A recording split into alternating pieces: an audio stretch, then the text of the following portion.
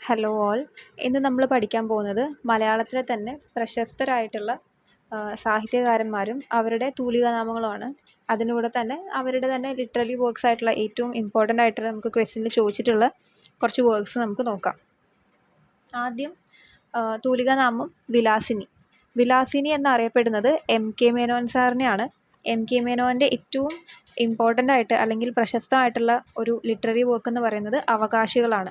ഇന്ത്യയിലെ തന്നെ ഏറ്റവും ലോങ്ങസ്റ്റ് ആയിട്ടുള്ള നോവലാണ് അവകാശികൾ. ഓക്കെ, അവകാശികളാണ് കേട്ടോ. അവകാശികളാണ് ലോങ്ങസ്റ്റ് ലിറ്റററി വർക്കായിട്ട് അറിയപ്പെടുന്നത്. ഓക്കെ, അല്ലെങ്കിൽ ലോങ്ങസ്റ്റ് നോവൽ എന്ന് നമുക്ക് പറയാം. ഇത് എഴുതിയത് എം.കെ. മേനോനാണ്. ഇണങ്ങാത്ത കണ്ണികൾ, ഊഞ്ഞാൽ എന്നിവയും അദ്ദേഹത്തിൻ്റെ തന്നെ ലിറ്റററി വർക്കുകളാണ്. അടുത്തത് ആശാ മേനോൻ. ആശാ മേനോൻ എന്ന പെൻനെയിമിൽ അറിയപ്പെടുന്നത് കെ. ശ്രീകുമാറാണ്. കെ. ശ്രീകുമാറാണ്. പരിവർത്തനമാണ് അദ്ദേഹത്തിൻ്റെ ഏറ്റവും ഇമ്പോർട്ടൻ്റ് ആയിട്ടും ഇതുവരെ ചോദിക്കാനായിട്ട് സാധ്യതയുള്ള ഒരു ലിറ്റററി വർക്ക് എന്ന് പറയുന്നത് പരിവർത്തനം. പരിവർത്തനം. ഇതല്ലാതെ പ്രതിരൂപങ്ങൾ. ഇത് രണ്ടും ആശാ മേനോൻ അല്ലെങ്കിൽ ശ്രീകുമാർ സാറുടെ തന്നെ വർക്കുകളാണ്. അടുത്തത് പവനൻ. പവനൻ എന്നറിയപ്പെടുന്നത് പി. വി. നാരായണൻ നായരെയാണ്. Pavanan P. V. Narayanan Nair. Okay, യുക്തിവാദ ദർശനം, മഹാകവി കുട്ടമത്ത്, പരിചയം ഇതൊക്കെയാണ് അദ്ദേഹത്തിൻ്റെ വർക്കുകൾ. അടുത്തത് നന്ദനാറാണ്. നന്ദനാറും ഇമ്പോർട്ടൻ്റ് ആണ് കേട്ടോ. നന്ദനാർ പി. സി. ഗോപാലനാണ്. അനുഭവങ്ങൾ, അറിയപ്പെടാത്ത മനുഷ്യർ, ആത്മകഥ. ഓക്കെ, ഇപ്പോൾ ഗോപാലൻ, പി. സി. ഗോപാലൻ അല്ലെങ്കിൽ നന്ദനാറുടെ വർക്കുകളാണ് അറിയപ്പെടാത്ത മനുഷ്യർ.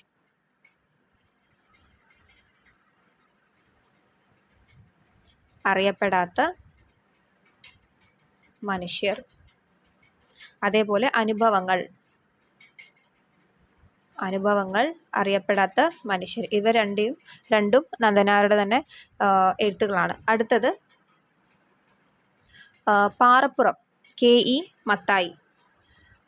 അദ്ദേഹത്തിൻ്റെ കുറച്ചുകൂടെ അറിയപ്പെടുന്നത് വർക്കുകൾ എന്ന് പറയുന്നത് പണിതീരാത്ത വീടാണ്. പണിതീരാത്ത വീട്, അതേപോലെ അരനാഴിക നേരം. ഇത് രണ്ടുമാണ് അദ്ദേഹത്തിൻ്റെ വർക്കുകൾ. അടുത്തത് പ്രേംജി. പ്രേംജി ഇമ്പോർട്ടൻ്റ് ആണ് കേട്ടോ. പ്രേംജിയുടെ വർക്കുകൾ ഋതുമതി. ഋതുമതി എന്ന് പറയുന്നത് ഒരു നാടകം, പ്ലേ ആണ്. Rithumathi which is a play. Okay, Premji പദ്യകൾ എന്ന് പറഞ്ഞ് അത് വേറൊരു തരത്തിലുള്ള ഒരു ബുക്ക് കൂടെ ഉണ്ട്. ഇപ്പോൾ ഇമ്പോർട്ടൻ്റ് ആയിട്ട് നമുക്ക് വരുന്നത് ഋതുമതിയാണ്. ഇ. വി എന്നറിയപ്പെടുന്നത് ഇ. വി. കൃഷ്ണപിള്ളയാണ്. അദ്ദേഹത്തിൻ്റെ ഓട്ടോബയോഗ്രഫി അത്യാവശ്യം എല്ലാവർക്കും അറിയുന്നതായിരിക്കും. ജീവിത സ്മരണകളുള്ള ഒരു ഓട്ടോഗ്രഫി ആൾ എഴുതിയിട്ടുണ്ട്. അടുത്തത് സി. വി എന്ന് പറയുന്നത് സി. വി. രാമൻ പിള്ള. മാർത്താണ്ഡവർമ്മ, ധർമ്മരാജ ഇതൊക്കെയാണ് അദ്ദേഹത്തിൻ്റെ എഴുത്തുകൾ. ഹിസ്റ്ററിക്കൽ ഒരു ട്രയോളജി എഴുതിയിട്ടുണ്ടായിരുന്നു, ബഹദൂർ, രാമരാജ ബഹദൂർ എന്ന് പറഞ്ഞിട്ട്. ഈ മാർത്താണ്ഡവർമ്മ, ധർമ്മരാജ, രാമരാജ ബഹദൂർ. അടുത്തത് വി ടി നമുക്കറിയാവുന്ന ആളാണ്, വി ടി ഭട്ടതിരിപ്പാട്. അടുക്കളയിൽ നിന്ന് അരങ്ങത്തേക്ക്. ഓക്കെ, വി ടിയുടെ ഏറ്റവും പ്രശസ്തമായിട്ടുള്ള ഒരു പ്ലേ ആണ് അടുക്കളയിൽ നിന്ന് അരങ്ങത്തേക്ക്.